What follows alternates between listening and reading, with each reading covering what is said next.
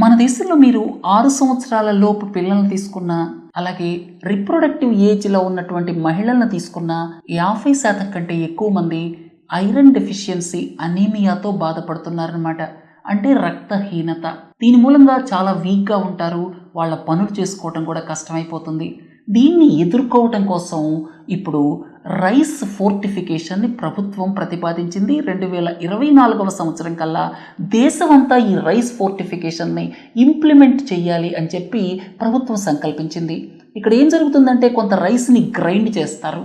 ఆ తర్వాత అందులో ఫోలిక్ యాసిడ్, అలాగే ఐరన్, అలాగే B12 యాడ్ చేస్తారు.